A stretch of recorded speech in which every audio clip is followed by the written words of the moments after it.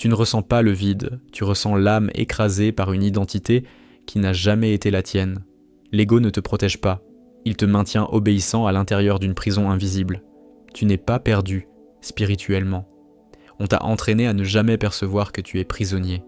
L'ego ne veut pas que tu t'éveilles, il veut que tu appelles ta propre prison, identité. Tu t'es toujours senti déplacé parce que ton âme ne tient pas dans ce mensonge. Et Elena Blavatsky existe dans cette vidéo comme la voix qui déchire le voile et expose le mécanisme qui t'a maintenu captif. L'ego comme prison, l'identité comme contrôle, la spiritualité comme belle illusion. Ce n'est pas du drame, c'est la cause exacte de ton épuisement, de ta colère silencieuse, de cette sensation constante d'être manipulé pendant que tu essaies d'être lumière. Et plus tu t'efforces de t'intégrer, plus cela fait mal, parce que ton âme sait qu'elle n'appartient pas à ce jeu. Voilà pourquoi la souffrance se resserre maintenant, voilà pourquoi plus rien ne fonctionne, voilà pourquoi le mensonge a commencé à se fissurer aujourd'hui. Tu n'es pas brisé, tu as été conditionné. Elena Blavatsky ne parle pas de réconfort. Elle expose le système invisible qui maintient l'âme endormie pendant que l'ego prend les commandes et appelle cela la vie normale. L'ego n'est pas seulement de la vanité, c'est un mécanisme de contrôle qui crée une identité fausse, répétitive, épuisée et t'oblige à vivre dans des cycles de culpabilité et d'auto-sabotage. L'âme, chez Blavatsky, est une conscience vivante antérieure à cette incarnation et elle sait, elle l'a toujours su. Mais elle a été réduite au silence par des habitudes, des peurs, des croyances et par le mensonge spirituel moderne qui promet la paix tout en renforçant la prison. Tu as essayé de méditer, tu as essayé de t'améliorer, tu as essayé de vibrer haut et tu t'es senti plus fatigué. Ce n'est pas un échec, c'est un signe. Blavatsky expliquait que la prison la plus efficace est celle qui se nomme vertu. Quand l'ego se pare d'un costume spirituel, il te maintient occupé, obéissant, distrait. L'âme observe en silence. Et cela fait mal. Cela fait mal parce que tu sens qu'il existe quelque chose de plus grand qui guide tout, mais que personne ne t'a jamais expliqué pourquoi tu te sens différent, trop sensible, trop déplacé, trop vivant pour un monde anesthésié. Ce n'est pas un hasard, ce n'est pas une faiblesse, c'est la mémoire de l'âme. C'est maintenant, il n'y a plus de délai, ton âme n'attendra pas. Tu ressens un poids invisible parce que l'identité qu'on t'a donnée n'est pas la tienne. Blavatsky enseignait que la conscience tombe dans l'oubli lorsqu'elle s'identifie au rôle, au nom, à l'histoire, à la peur. Voilà la prison. L'ego dit « je suis cela ». L'âme dit « je me souviens ». Et ce conflit crée l'épuisement. Il crée une colère sans nom. Il crée la sensation d'être toujours redevable à un monde qui ne t'a jamais accepté. Tu sais que c'est vrai. Cela t'est toujours arrivé. Écris dans les commentaires « Mon âme n'appartient pas à ce monde ». Le mensonge le plus cruel consiste à te dire que la douleur est de ta faute. Ce ne l'est pas. C'est le choc entre l'âme qui veut se souvenir et l'ego qui a besoin de maintenir le contrôle. Blavatsky n'a jamais adouci cela. S'éveiller, ce n'est pas gagner quelque chose, c'est perdre le mensonge. C'est voir que l'identité spirituelle peut aussi être une cellule. C'est réaliser que la quête est devenue une distraction. C'est admettre que tu t'es entraîné à t'éloigner de toi-même. Et quand cette vérité arrive, elle ne réconforte pas, elle confronte, et elle change tout. Tu as peur de ta propre ombre parce que c'est là que se trouve la vérité que l'ego cache. L'ombre n'est pas la malveillance, c'est de l'énergie niée, de la conscience comprimée. Blavatsky a montré que la niée renforce la prison. Regardez dissous, ce n'est pas beau, c'est réel, et c'est libérateur. L'âme ne veut pas la perfection, elle veut la vérité. Elle veut cesser de faire semblant.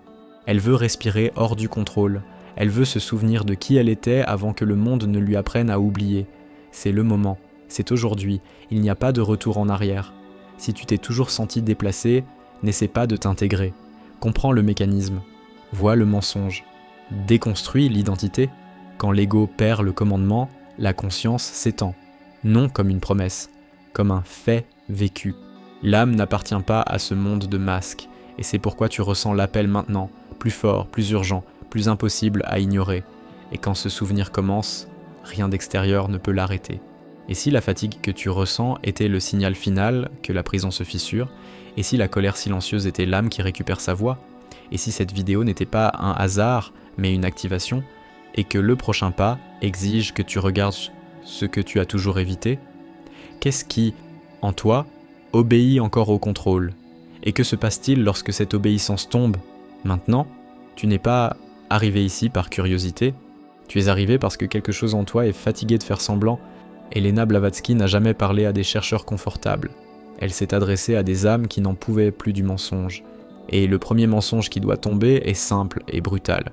Tu ne souffres pas parce que tu es faible, tu souffres parce que tu perçois trop. Et dans un monde gouverné par l'ego, percevoir est dangereux. Voilà pourquoi tu as toujours senti que tu devais te cacher, t'adapter, diminuer ton intensité pour survivre. La prison de l'âme ne commence pas par la douleur, elle commence par l'adaptation. Elle commence lorsque tu apprends à taire ce que tu ressens pour être accepté. Blavatsky expliquait que l'ego se forme précisément là, quand la conscience vivante accepte un rôle pour éviter le rejet, et ce rôle devient identité, et cette identité devient cage. Tu te réveilles chaque jour en essayant d'être quelqu'un que tu n'es pas, et tu appelles cela la normalité. Mais ton âme sent, elle a toujours senti. Tu as essayé de te corriger, tu as essayé de t'améliorer, tu as essayé de guérir ce qui n'a jamais été brisé. Cela t'a épuisé, parce que le problème n'a jamais été un manque d'effort, c'était un excès de contrôle. L'ego promet l'ordre, mais livre la rigidité. Il promet la sécurité, mais crée la peur. Il promet le sens, mais vole la vérité. Blavatsky l'a clairement dit, tant que l'ego gouverne, l'âme observe seulement, réduite au silence, attendant le moment d'être entendue. Ce moment n'arrive pas avec calme, il arrive avec crise, il arrive avec effondrement. Il arrive quand plus rien ne satisfait, quand les livres n'aident plus, quand les pratiques ne soulagent plus, quand même la spiritualité commence à paraître vide. Ce n'est pas une chute, c'est une rupture. C'est l'âme qui pousse les barreaux parce qu'elle n'accepte plus de vivre sous le mensonge. C'est maintenant, tu le sens dans le corps, dans la respiration, dans le poids sur la poitrine. Tu as toujours perçu qu'il y avait quelque chose de faux dans la manière normale de vivre, travailler, consommer, sourire, répéter. Quelque chose en toi a toujours refusé cela. Blavatsky appelait cela la mémoire spirituelle, non pas une mémoire mentale, mais une sensation profonde de non-appartenance. Ce n'est pas de l'arrogance, ce n'est pas une fantaisie, c'est un souvenir. L'âme se souvient d'une conscience plus vaste et souffre lorsqu'elle est réduite à une petite identité. L'ego déteste ce souvenir, parce qu'il le menace. Alors il crée des distractions, de la culpabilité, de la comparaison, de l'auto-sabotage. Il te maintient occupé à lutter contre toi-même pour ne jamais regarder le système qui te contrôle. Et le système le plus efficace est celui qui te convainc que la prison est ton choix. C'est le mensonge le plus profond. Et tu le sais, tu l'as toujours su, tu te sens manipulé parce que tu l'es. Non par des personnes spécifiques, mais par des schémas invisibles. Blavatsky parlait de lois occultes qui régissent sur la conscience lorsqu'elle dort. Dormir ici ne signifie pas fermer les yeux. Cela signifie s'identifier totalement aux pensées, aux émotions et aux rôles. Confondre la voix intérieure avec la vérité. Croire que tu es la peur que tu ressens. Tu ne l'es pas. C'est l'ego qui défend son territoire.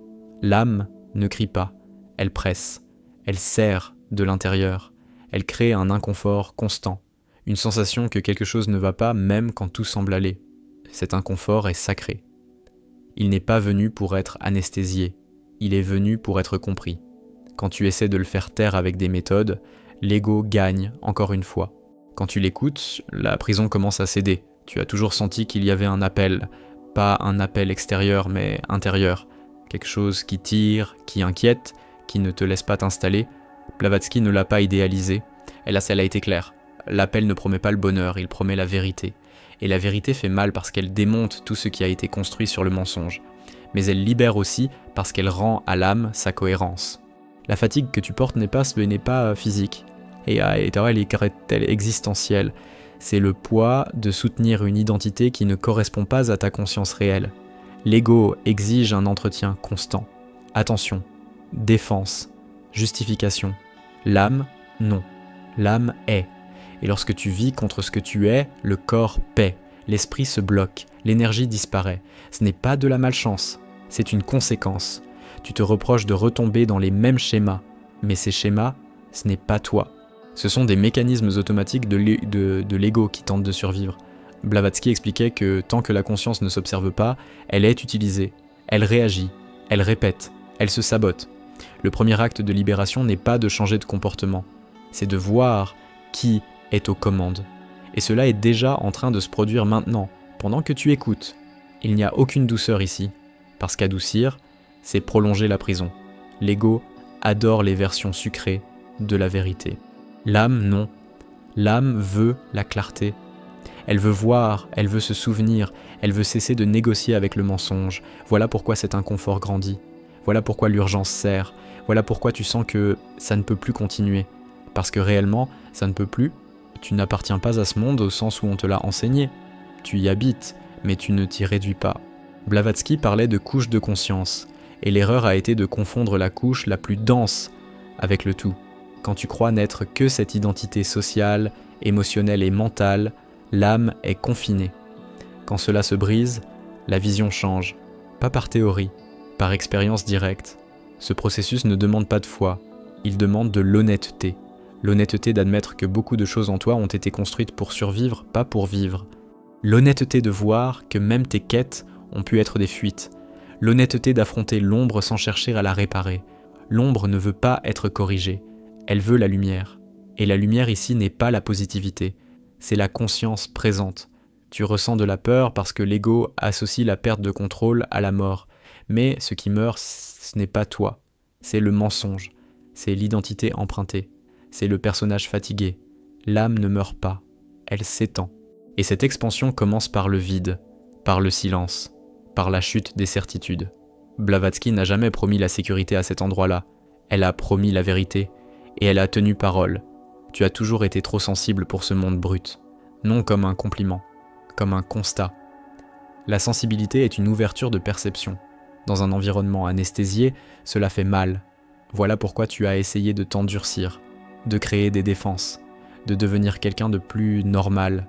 Cela t'a éloigné de toi, maintenant l'âme réclame le prix, non comme une punition, non comme une correction de trajectoire. Cette vidéo ne te donne pas de réponse totalement toutes faites, parce que les réponses, toutes faites, nourrissent l'ego. Elles te rensent des questions vivantes, des questions qui dérangent, des questions qui ouvrent des fissures dans l'identité. C'est par ces fissures que la conscience passe. C'est ainsi que la prison commence à s'effondrer, pas par explosion, par une clarté implacable. Tu ne deviens pas fou, tu perçois, et percevoir dans un monde construit sur l'illusion ressemble à de la folie. Blavatsky a été traité de tout pour cela, parce que celui qui pointe le mensonge menace le confort collectif. Et maintenant, cette même vérité te frôle, non pour te sauver, pour te réveiller. L'âme ne veut pas être spéciale, elle veut être libre, libre de répéter des schémas qu'elle n'a pas choisis, libre de porter des culpabilités qui ne sont pas les siennes, libre d'obéir à un contrôle invisible qui s'appelle moi. Quand ce moi tombe, quelque chose de plus vaste prend place, pas comme une entité externe, comme une conscience intégrée. Tu le ressens quand tu cesses de lutter. Rien de tout cela n'est futur. C'est maintenant. C'est dans cet instant. Pendant que tu écoutes, quelque chose en toi n'accepte déjà plus de revenir à l'état antérieur. C'est irréversible. Non parce que tu l'as décidé, parce que l'âme l'a décidé. Et quand elle décide, l'ego ne peut que résister ou céder. La tension que tu ressens est ce conflit final qui commence. Et si la sensation de ne pas appartenir n'était pas un problème, mais la preuve? Et si l'inconfort était la dernière poussée avant le souvenir? Et si tout ce que tu as appelé échec était en réalité le signe que ton âme n'a jamais accepté la prison? Qu'est-ce qui, en toi, s'identifie encore au mensonge? Et que se passe-t-il lorsque cette identification tombe maintenant, en cet instant précis? Tu commences à apercevoir que rien de ce qu'on t'a enseigné sur la normalité spirituelle n'a réellement guéri ta douleur. Cela l'a seulement repoussé plus profondément. Elena Blavatsky a été directe à ce sujet. Lorsque la conscience accepte des explications faciles, elle s'installe dans la prison. L'ego adore cela. Il crée de beaux récits pour que tout reste en place. Et tu en ressens l'effet comme une fatigue chronique de l'âme, comme si vivre exigeait trop d'efforts pour quelque chose qui devrait être naturel. L'ego ne te maintient pas captif avec des chaînes visibles. Il utilise des idées, il utilise la culpabilité, il utilise l'espoir projeté dans le futur. Il dit « encore un livre, encore une pratique, encore un ajustement », et tu obéis. Pendant ce temps, l'âme observe en silence, sachant que le problème n'a jamais été un manque d'effort, mais un excès d'obéissance. Une obéissance à une identité qui n'est pas née avec toi, mais qui t'a été imposée. Tu as toujours senti qu'il y avait quelque chose de faux lorsque tu devais trop t'expliquer. Lorsque tu devais justifier qui tu es, ce que tu ressens, pourquoi tu ne t'intègres pas. Blavatsky l'a clairement affirmé. La vérité n'a pas besoin de se défendre. Ce qui a besoin de s'expliquer sans cesse, c'est le mensonge qui tente de se maintenir. Et cela consomme de l'énergie. Cela consume la vie. Cela consume la présence. Voilà pourquoi tu te sens vidé, même lorsque tu fais tout correctement. Il arrive un point où l'âme se lasse de demander, et elle commence à pousser. Cette poussée se manifeste comme une crise intérieure, comme une envie de tout rompre, comme une colère sensible, comme une tristesse sans raison apparente. Ce n'est pas un désordre émotionnel, c'est la conscience qui tente de reprendre de l'espace. L'ego appelle cela le chaos. L'âme appelle cela un ajustement nécessaire. Tu réalises que tu as vécu une grande partie de ta vie en réaction aux attentes, en réaction aux normes, en réaction à la peur d'être rejeté. Ce n'est pas vivre, c'est survivre. Blavatsky a montré que tant que la conscience réagit, elle ne crée pas, elle répète, et la répétition est la base de la prison. Créer exige la présence. La présence dissout l'ego. Le monde t'a appris à chercher à l'extérieur ce qui ne peut être rappelé qu'à l'intérieur. Il t'a appris à collectionner des concepts spirituels comme s'il s'agissait de trophées, mais rien de tout cela n'a touché le noyau de ta douleur. Parce que la douleur n'est pas l'ignorance. C'est l'oubli. L'oubli de qui tu es lorsque tu n'essaies pas d'être quelqu'un. Tu ressens un vide parce que l'ego ne soutient aucun sens réel. Il ne fait qu'occuper de l'espace. Lorsque les distractions tombent, le vide apparaît, et l'ego panique. Mais le vide n'est pas un ennemi. Blavatsky voyait le vide comme un sol fertile de la conscience. C'est en lui que l'identité fausse s'effondre. C'est en lui que l'âme respire sans interférence. Tu as toujours eu peur de t'arrêter, peur du silence, peur de te retrouver sans repère, parce que l'ego t'a convaincu que sans lui, tu n'existes pas. C'est un mensonge, le silence ne t'efface pas, il te révèle. Et ce qu'il révèle effraie l'ego parce que cela ne peut pas être contrôlé. L'âme ne demande pas la permission d'exister. Tu commences à remarquer que tes relations portent elles aussi ce poids, des relations fondées sur des rôles, non sur la présence, sur des attentes, non sur la vérité. Cela fatigue, parce que l'âme ne sait pas faire semblant très longtemps. Elle se ferme, se retire, s'attriste, non par manque d'amour, mais par excès de masque. Blavatsky n'a pas romantisé l'éveil parce qu'elle savait se réveiller fait mal. Cela fait mal parce que cela démonte des structures internes qui semblaient sûres. Cela fait mal parce que tu vois combien de temps tu as vécu au service de quelque chose qui n'a jamais été toi. Mais ce même choc apporte la lucidité. Et la lucidité libère plus que n'importe quelle promesse de bonheur. Tu commences à voir des schémas qui auparavant semblaient être le destin. L'autosabotage n'est pas un échec moral, c'est la résistance de l'ego lorsqu'il sent qu'il perd du terrain. Il crée de la confusion pour maintenir le contrôle. Il génère de la culpabilité pour te faire reculer. Il murmure la peur pour te garder petit. Reconnaître cela change tout. L'âme ne veut pas t'emmener dans un autre monde. Elle veut te rendre à toi-même dans ce monde. Le décalage que tu ressens n'est pas une fuite de la réalité, c'est un rejet du mensonge. Et lorsque ce rejet devient conscient, le jeu change.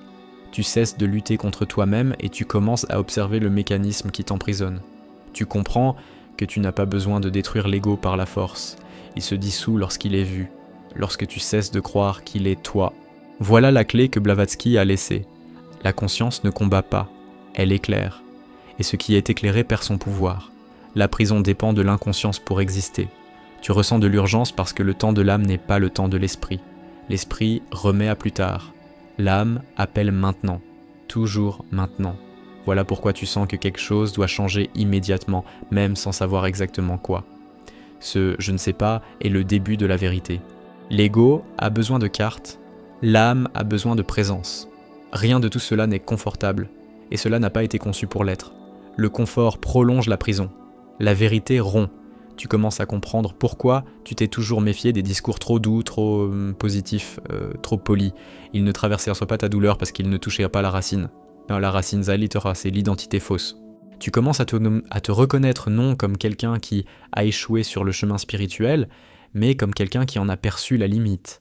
Et cela, c'est la maturité de la conscience. Blavatsky s'adressait à ceux qui était déjà allé trop loin pour revenir au sommeil confortable.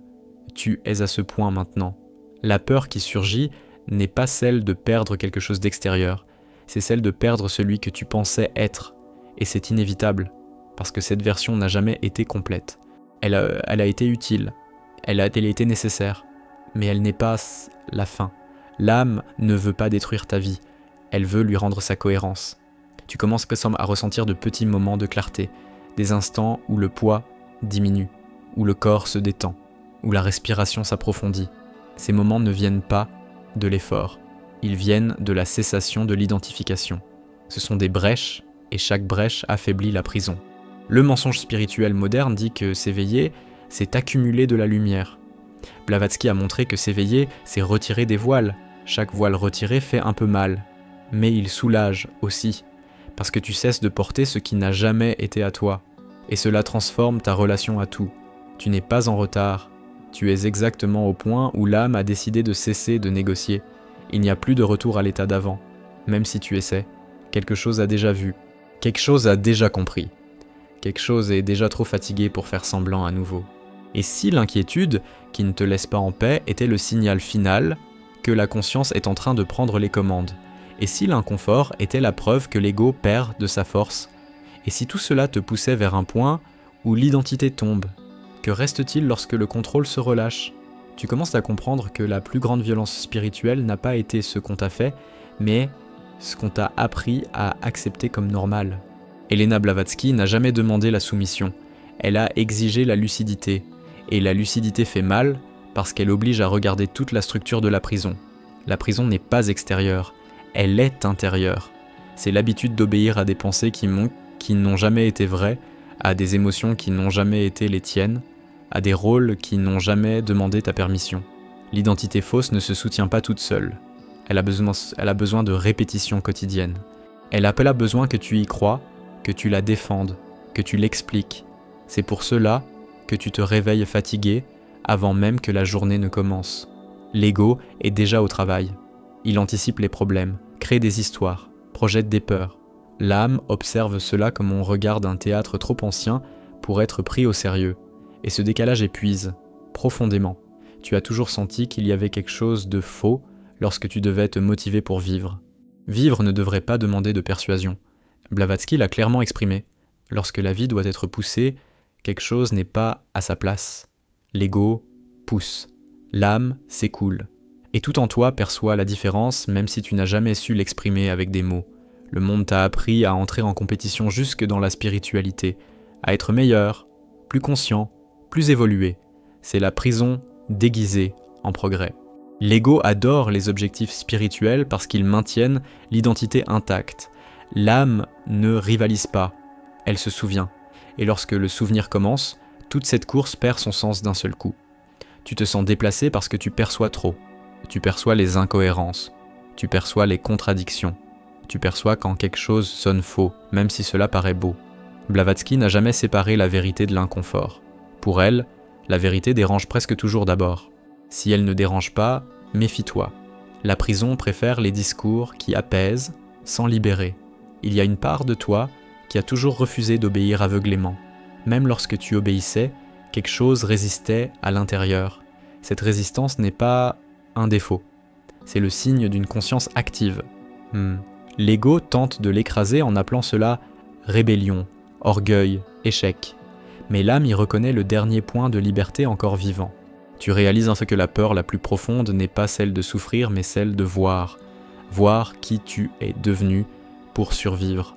Voir combien de fois tu t'es tu. Voir combien de choix n'étaient pas réellement des choix. Blavatsky le savait. Voir marque le début de la fin de l'illusion. C'est pourquoi l'ego crée des distractions constantes, pour que tu ne t'arrêtes jamais assez longtemps pour regarder. La sensation d'être trompé n'est pas de la paranoïa, c'est l'intuition qui reprend de l'espace. L'intuition ne crie pas, elle insiste. Elle répète le même inconfort jusqu'à être entendue. Tu as essayé d'ignorer, d'analyser, de spiritualiser. Cela n'a pas fonctionné, parce que l'intuition ne veut pas d'explication. Elle veut une action intérieure, cesser de s'identifier au mensonge. Tu commences à remarquer que ce n'est pas le monde qui pèse, c'est la manière dont tu as appris à t'y mouvoir. L'âme ne pèse pas, L'ego pèse. Il porte le passé, la culpabilité, l'attente, la peur de l'avenir. Lorsque tu lâches un peu de cela, même sans savoir comment, le corps répond. La respiration change, la tension cède. Ce n'est pas de la suggestion, c'est une expérience directe. Blavatsky n'a pas promis le salut, elle a promis la responsabilité. La responsabilité de ne pas se mentir à soi-même, la responsabilité de ne pas utiliser les croyances comme anesthésie, la responsabilité de voir l'ego comme un outil et non comme une identité. Lorsque ce renversement se produit, la prison perd son centre de commande.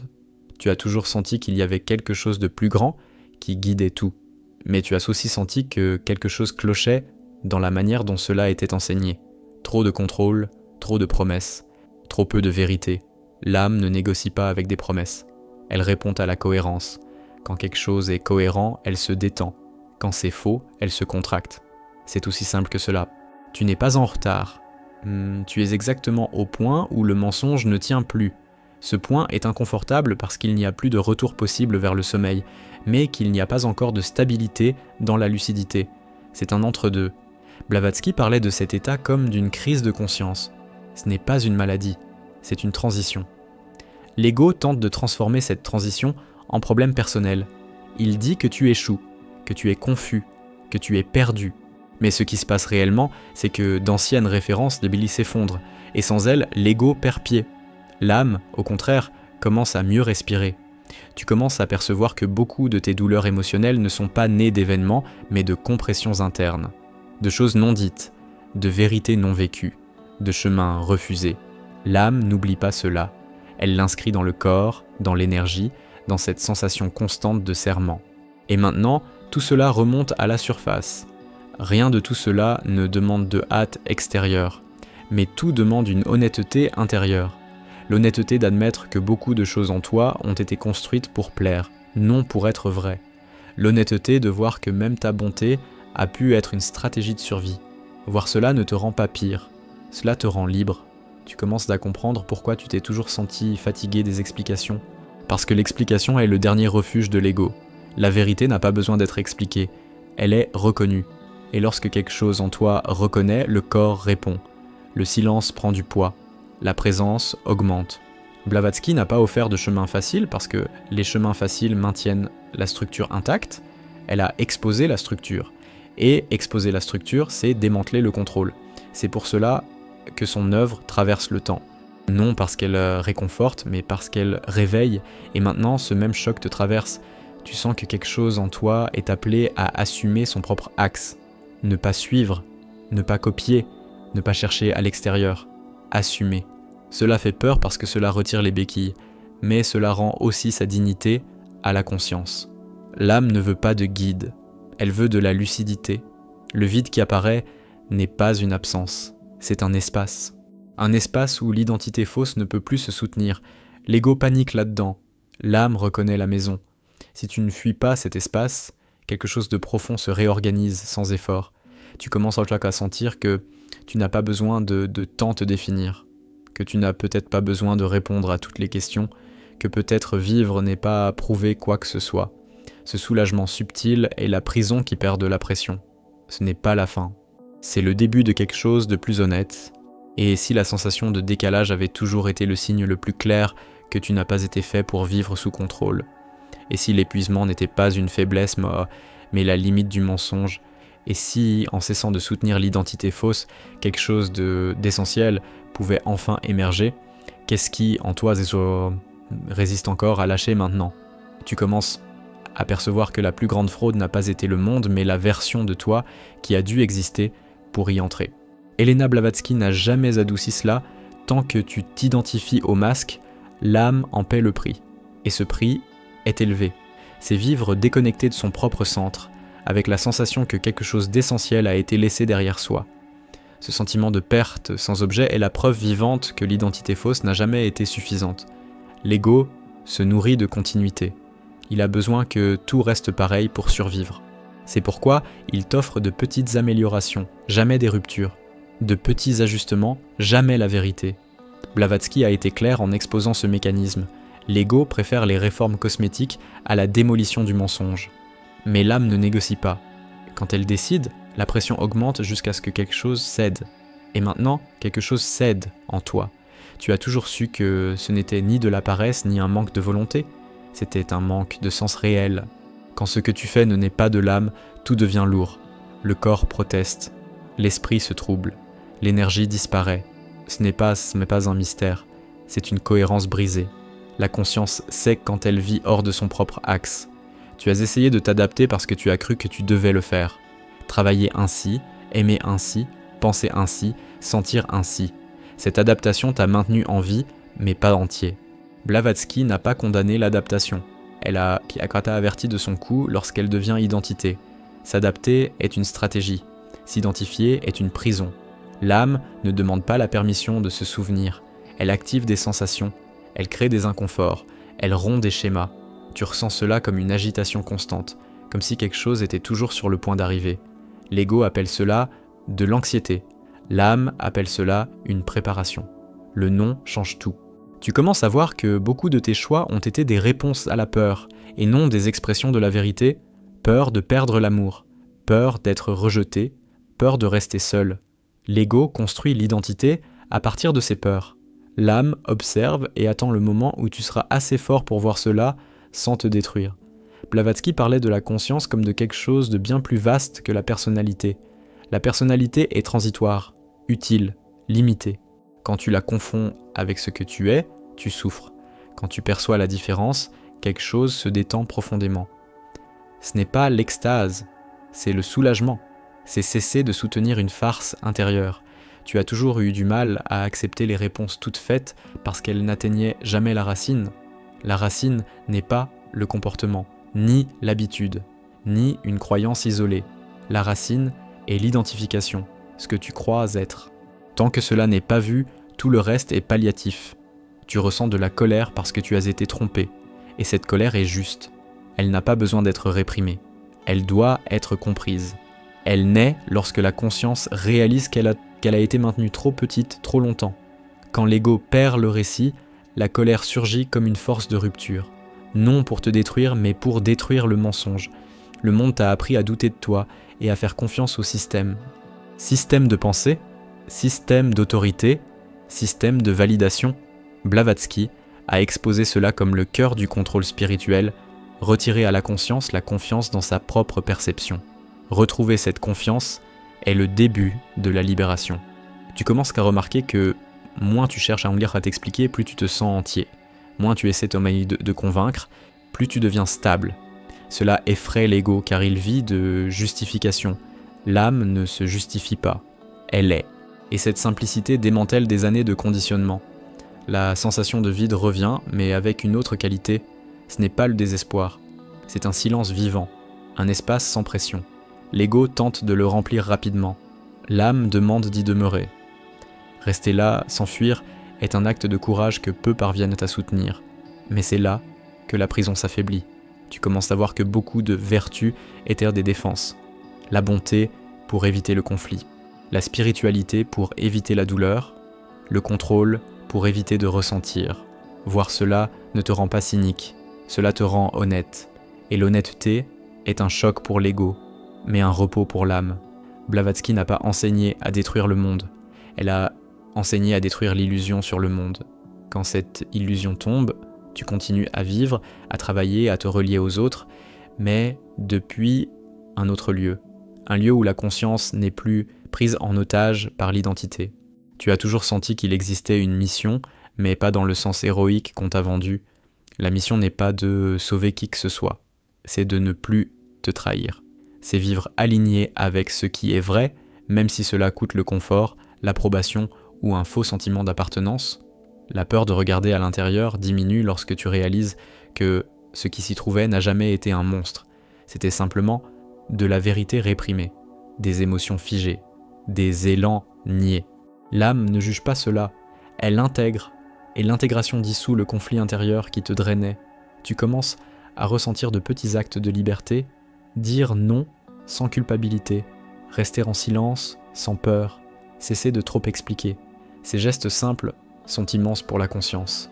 Ils retirent de l'énergie à l'ego et la rendent à l'âme. Rien de tout cela ne se produit d'un seul coup, mais quelque chose s'est déjà produit. quelque chose d'irréversible.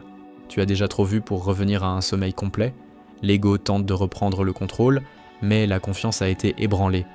Et lorsque la confiance dans le mensonge s'effondre, tout le système commence à faillir. Blavatsky n'a jamais promis des fins heureuses. Elle a promis la clarté. Et la clarté change tout, même quand cela fait mal, même quand cela démantèle des plans, même quand cela exige du courage. Parce que vivre dans la vérité est moins lourd que de soutenir toute une vie d'auto-illusion, tu commences à comprendre que tu n'as pas besoin de lutter contre le monde.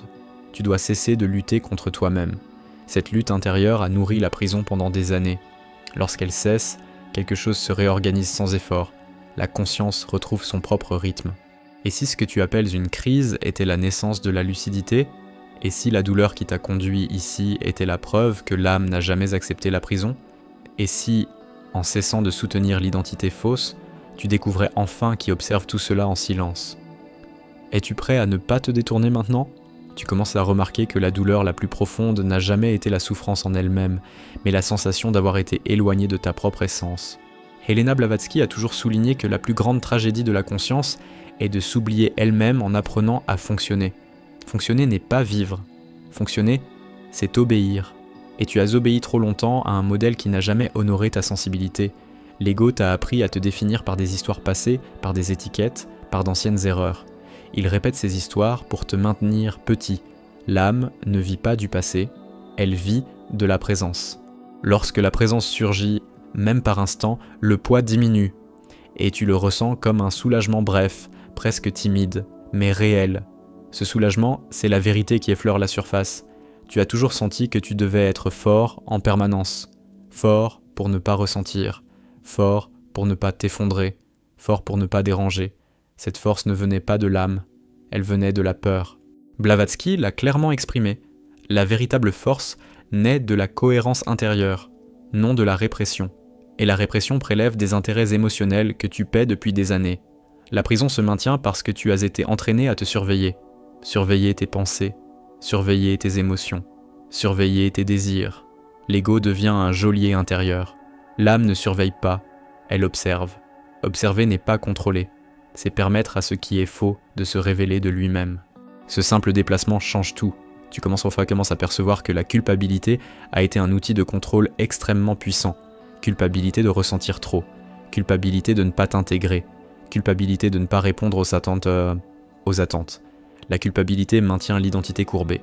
L'âme se redresse lorsque la culpabilité tombe, et cela effraie parce que la liberté exige une responsabilité réelle. Blavatsky disait que la conscience éveillée ne cherche pas l'approbation.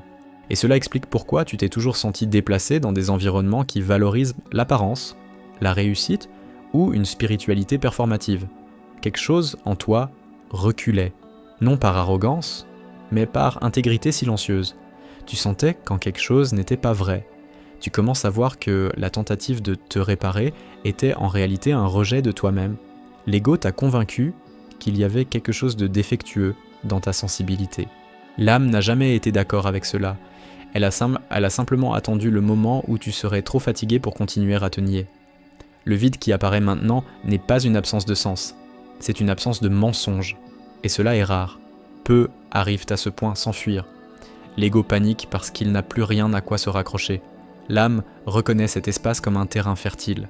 Rester là, même avec la peur, est un acte profond de lucidité. Tu as toujours senti que ta douleur ne pouvait pas être expliquée par des événements extérieurs. Où les gens ont essayé de minimiser, d'analyser, de rationaliser, mais tu savais que c'était plus profond. Blavatsky n'a pas pathologisé cette douleur, elle l'a reconnue comme le symptôme d'une conscience comprimée. Quand la conscience est réduite, elle fait mal. Tu commences à percevoir que tu n'as plus besoin de prouver que tu es bon, évolué, spirituel. Ce besoin était une armure. Et toute armure fatigue. Lorsqu'elle tombe, il y a de la vulnérabilité, mais aussi de la légèreté. L'âme n'a pas besoin de défense, elle a besoin de vérité.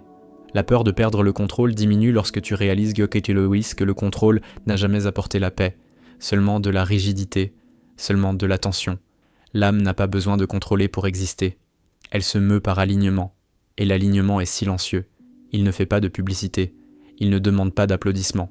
Blavatsky a été clair. La conscience ne se libère pas en accumulant des connaissances, mais en dissolvant les identifications. Chaque fois que tu perçois « cela, ce n'est pas moi », quelque chose se détache. Ce n'est pas explosif. C'est graduel, mais c'est irréversible. La prison dépend de l'identification continue pour se maintenir. Tu commences à ressentir moins le besoin de te définir, moins d'urgence à t'expliquer, moins d'attachement au récit personnel. Ce n'est pas de l'apathie, c'est la maturité de la conscience. L'ego a besoin d'histoire. L'âme reconnaît le silence entre elles. La sensation d'être guidé ne vient pas de l'extérieur. Ce n'est pas un signe magique, c'est la cohérence intérieure qui recommence à opérer. Lorsque tu ne te trahis plus, les décisions deviennent plus simples. Pas plus faciles, mais plus claires. La clarté réduit le conflit. Et le conflit était ce qui te vidait. Tu réalises que beaucoup de relations se soutenaient sur l'ancienne version de toi.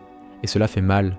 Mais cela révèle aussi, l'âme ne négocie pas sa vérité pour maintenir des liens faux. Quand tu changes intérieurement, le monde répond. Pas toujours comme tu l'espères, mais toujours avec cohérence.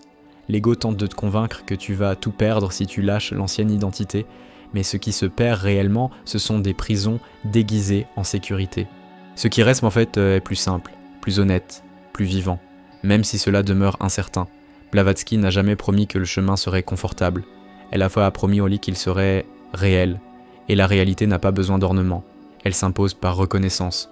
Tu sens quand quelque chose est réel, pas dans la tête, mais dans le corps, dans le soulagement, dans la quiétude qui commence à apparaître.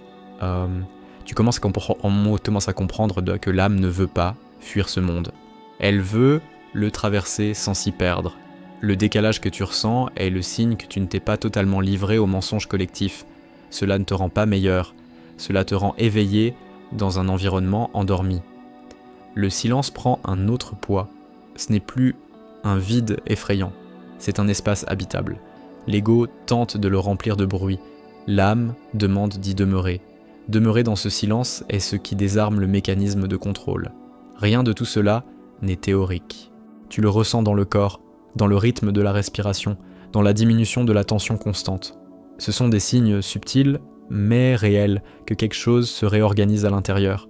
Sans effort, sans méthode, sans promesse. Tu n'as plus besoin de courir après quoi que ce soit maintenant. Tu dois seulement ne pas fuir ce qui se montre déjà. La vérité n'exige pas de hâte, mais elle exige la présence. Et la présence est ce que l'ego craint le plus. Et si le calme étrange qui commence à émerger était l'âme qui reprend de l'espace? Et si la perte d'intérêt pour les anciennes distractions était le signe de la maturité de la conscience? Et si tout cela te conduisait à un point où l'identité tombe définitivement, es-tu disposé à rester lorsque les masques auront disparu? Tu commences toi à sentir que quelque chose d'essentiel en toi n'a jamais réellement été touché par le monde. Elena Blavatsky appelait cela le noyau de la conscience, ce qui observe sans être affecté, ce qui n'est jamais né et ne meurt jamais. Le problème n'a pas été de perdre ce noyau. Le problème a été d'oublier qu'il existe. Et cet oubli a façonné toute ta douleur. L'ego n'efface pas l'âme, il la recouvre, couche après couche, routine après routine, peur après peur, jusqu'à ce que tu confondes le poids de ces couches avec ce que tu es. Blavatsky l'a clairement affirmé. La prison la plus efficace est celle qui te fait croire qu'il n'y a rien au-delà d'elle, mais quelque chose en toi s'en est toujours méfié, a toujours senti qu'il y avait plus. Tu as toujours senti que vivre ne devrait pas être aussi lourd, que se réveiller ne devrait pas exiger autant d'efforts. Ce sentiment n'est pas de la naïveté, c'est la mémoire de l'âme comparant ce qui est à ce qui est vécu. Quand cet écart devient trop grand, la douleur apparaît, non comme une punition, comme un avertissement. Tu commences à percevoir que nombre de tes tentatives pour t'améliorer étaient en réalité des tentatives pour t'éloigner de la douleur d'être toi-même. L'ego t'a convaincu qu'être toi était dangereux, trop sensible, trop intense, trop profond. L'âme n'a jamais été d'accord avec cela, elle s'est simplement retirée. Blavatsky disait que la conscience endormie vit dans une réactivité constante. Elle réagit aux éloges, elle réagit aux critiques, elle réagit à la peur, elle réagit à la culpabilité. Cette réactivité épuise. Lorsque tu commences à observer sans réagir, quelque chose change immédiatement. L'énergie qui s'échappait commence à se rassembler. Tu ressens cela comme de petits moments de stabilité intérieure. des moments où rien n'a besoin d'être résolu, des moments où tu es simplement là. Ces moments ne viennent pas d'une technique, ils viennent de l'arrêt de la lutte. Et la lutte a toujours servi à soutenir une identité qui ne convenait pas. Tu commences à voir que la souffrance ne venait pas des circonstances, mais de la résistance intérieure. Résistance à ressentir, résistance à admettre, résistance à lâcher d'anciens rôles. L'âme ne résiste pas, elle traverse. L'ego résiste parce qu'il a peur de disparaître. La peur qui surgit maintenant est plus subtile. Ce n'est pas la panique. C'est la crainte de ne pas savoir qui tu seras sans les anciennes références. Blavatsky n'a jamais promis une nouvelle identité meilleure. Elle a promis la fin du besoin d'identité. Et cela est terrifiant pour l'esprit, mais libérateur pour la conscience. Tu réalises qu'on ne peut pas réfraser que le besoin de te définir était lié à la peur de ne pas exister, mais l'existence ne dépend pas d'une définition. Elle précède toute étiquette. Quand cette vérité commence à être ressentie et non pensée, quelque chose se détache profondément à l'intérieur. Tu as toujours senti qu'il y avait quelque chose d'artificiel dans de nombreuses relations, des conversations qui ne touchaient rien de réel, des émotions jouées, des présences absentes. Cela te fatiguait plus que n'importe quel conflit ouvert. L'âme préfère la vérité dure au confort vide. Elle l'a toujours préférée. Blavatsky ne séparait pas la spiritualité de la lucidité. Pour elle, une spiritualité sans clarté devient une superstition émotionnelle, et tu as toujours rejeté cela intuitivement. Voilà pourquoi tu ne t'es jamais senti totalement à l'aise dans des discours trop doux, trop prêts à l'emploi, trop fermés. Quelque chose en toi savait que là aussi, il y avait du contrôle. Tu commences à percevoir que la prison n'était pas faite uniquement de douleur, mais aussi de fausses récompenses. L'approbation, l'appartenance conditionnelle, la sensation temporaire d'être sur le bon chemin. Ces récompenses maintiennent l'ego aux commandes. L'âme ne se nourrit pas de cela, elle se nourrit de vérité. La fatigue spirituelle que tu ressens est le signe que ces récompenses ne fonctionnent plus. Le tour a perdu son effet.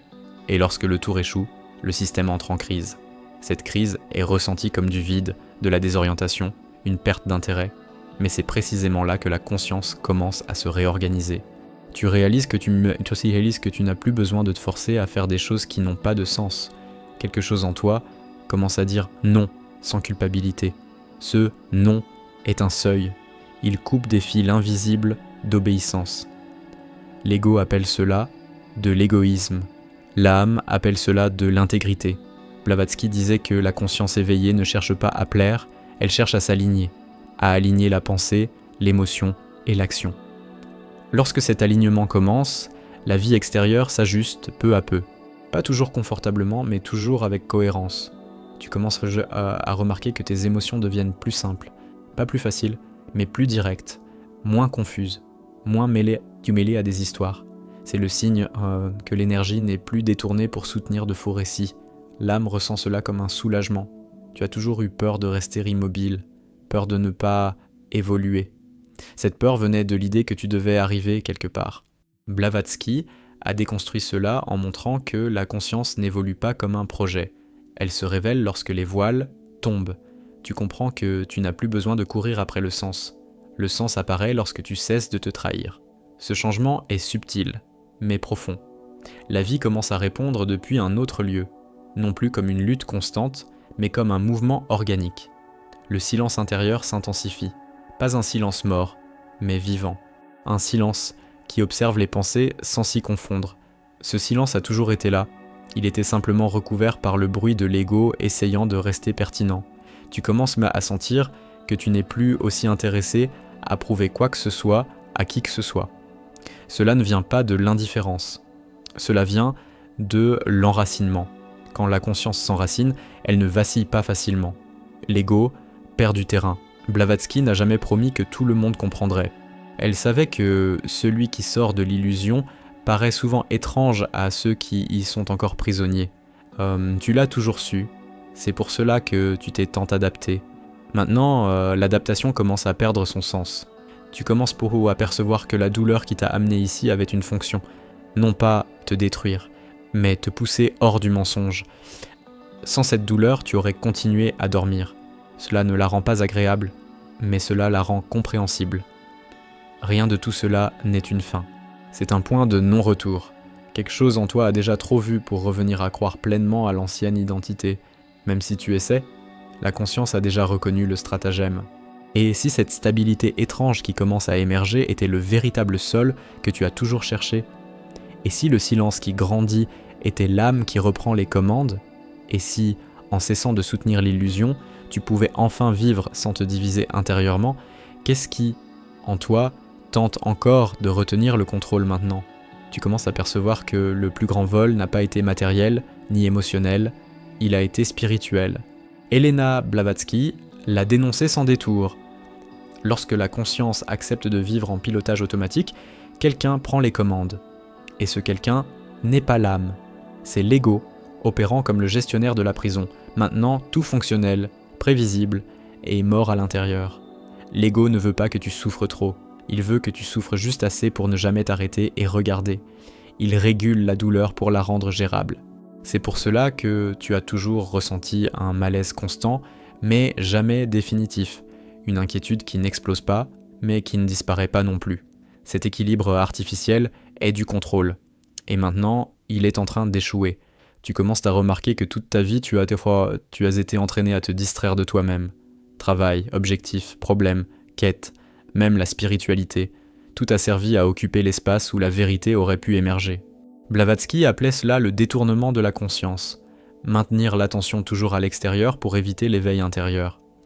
Tu as toujours eu du mal à t'identifier complètement à un rôle quelconque, professionnel, social, spirituel. Quelque chose en toi observait de l'extérieur. Cet observateur ne s'est jamais mélangé, ne s'est jamais laissé convaincre. Et cela t'a fait te sentir étrange, déplacé, inadéquat. Ce n'était pas de l'inadéquation, c'était une lucidité silencieuse. L'ego a tenté de te convaincre que cet observateur était de la froideur, de la distance, un problème émotionnel. Mais l'âme sait. Observer sans se perdre est une force, c'est de la présence, c'est une conscience intacte. Le problème n'a jamais été cet observateur. Le problème a été que tu as été entraîné à l'ignorer. Tu commences à comprendre que l'effort constant pour devenir quelqu'un a été la plus grande source d'épuisement. Devenir exige de l'attention. Être, non. Blavatsky a été clair. L'identité se construit, la conscience se reconnaît. Tant que tu t'efforces de devenir, tu vis dans le manque. Quand tu reconnais, quelque chose se complète. Tu ressens un changement subtil dans la manière dont tu perçois tes pensées. Elles passent, mais n'adhèrent plus au temps. Avant, chaque pensée semblait être une vérité absolue. Maintenant, quelque chose observe. Cet espace entre toi et la pensée est la prison qui se fissure. L'ego perd son pouvoir lorsqu'il n'est plus cru automatiquement. Tu commences à comprendre pourquoi tu te sentais toujours épuisé après avoir essayé de t'améliorer. T'améliorer pour qui? Pourquoi? L'âme n'exige pas d'amélioration, elle exige l'alignement. Et l'alignement n'est pas un effort, c'est la cessation du mensonge intérieur. Blavatsky a dénoncé le plus grand piège spirituel, transformer la conscience en projet. Les projets ont des objectifs, des délais, des comparaisons. L'âme ne fonctionne pas ainsi. Quand tu tentes de la traiter comme un projet, elle se retire.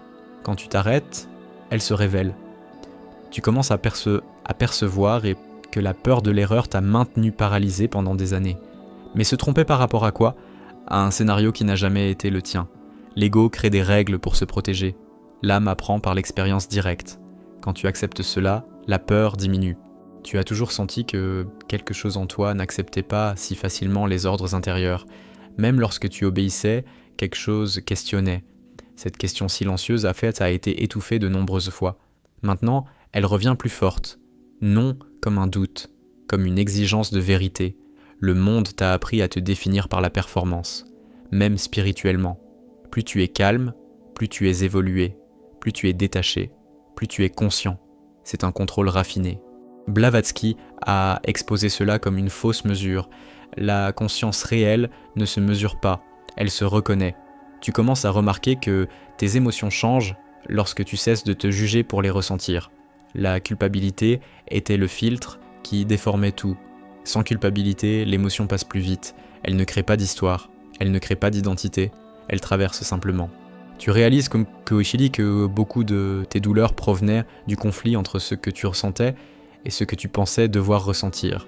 Ce devoir n'a jamais été celui de l'âme. Il a été imposé. Lorsqu'il tombe, quelque chose s'organise naturellement. L'ego craint cet état parce qu'il ne peut pas le contrôler. Il n'y a pas de levier, pas de promesse, pas de menace, seulement la présence. Et la présence dissout les jeux. C'est pour cela que la résistance apparaît. Mais et tu as déjà trop vu pour reculer complètement. Blavatsky n'a jamais parlé de l'éveil comme d'un événement mystique. Elle en parlait comme d'une rupture d'illusion. Et une rupture n'est pas belle. Elle est brute, simple, directe. Tu sens quand quelque chose de faux tombe parce que le corps se détend, même si l'esprit ne comprend pas. Tu commences à percevoir que tu n'as plus besoin de fuir l'ennui, le silence, le vide. Ces états étaient évités parce que l'ego n'y a aucune fonction. Mais c'est précisément là que l'âme se manifeste sans interférence. Tu sens que quelque chose en toi devient plus solide, moins réactif. Ce n'est pas un durcissement, c'est un enracinement. Lorsque la conscience s'enracine, elle n'a plus autant besoin de se défendre. Elle ne se perd pas à chaque stimulus. Tu as toujours eu peur d'être vu tel que tu es vraiment, non parce qu'il y avait quelque chose de faux, mais parce qu'il y avait quelque chose de trop réel. Le monde ne sait pas gérer cela. Blavatsky le savait. C'est pour cela que son œuvre confronte. C'est pour cela qu'elle dérange. C'est pour cela qu'elle te traverse maintenant. Tu commences à accepter que tu n'as peut-être jamais été fait pour vivre anesthésié. Que ta sensibilité n'est pas un défaut, mais un instrument de perception. Mais percevoir fait mal dans des environnements fondés sur le mensonge. L'ego tente de te convaincre que tout cela est exagéré, du drame, une phase. Il essaie toujours de minimiser lorsqu'il perd du terrain, mais quelque chose en toi a déjà reconnu le schéma. Et la reconnaissance change le jeu pour toujours. Tu n'as pas besoin de te presser, mais tu ne peux plus faire semblant de ne pas avoir vu. La conscience n'accepte pas un retour confortable en arrière après avoir reconnu la prison. Elle peut hésiter, mais elle n'oublie pas. Et si cette fermeté silencieuse qui commence à émerger était l'âme reprenant son axe, et si la diminution de la peur était le signe que le contrôle s'affaiblit, et si tout cela te conduisait à un point où il n'est plus possible de te mentir à toi-même, que choisis-tu de soutenir maintenant, l'identité ou la vérité ? Rien de ce qui a été dit ici n'est destiné à te réconforter, c'est destiné à te désarmer. Si quelque chose en toi a ressenti du soulagement en même temps que de la douleur, c'est parce que le mensonge a été touché. Elena Blavatsky n'a jamais parlé pour maintenir les gens dans une quête éternelle. Elle a parlé pour rompre le cycle, pour exposer l'ego comme prison, pour rendre la conscience à l'âme. Si tu t'es senti déplacé toute ta vie, n'essaie pas de t'intégrer maintenant. Observe, reste, ne fuis pas. L'âme n'a pas besoin de vitesse, l'ego, oui. Si cela t'a traversé, écris dans les commentaires « Je vois la prison ». Abonne-toi à la chaîne si tu ne veux plus d'une spiritualité anesthésiante. Deviens membre pour accéder à des contenus qui ne sont pas faits pour plaire, mais pour éveiller. Partage cette vidéo uniquement avec ceux dont tu sais qu'ils sont déjà fatigués des beaux mensonges. Rien ne s'arrête ici. L'identité va encore tenter de réagir. La question n'est pas de savoir si cela continue. La question est, qui en toi continuera à parler à partir de maintenant ?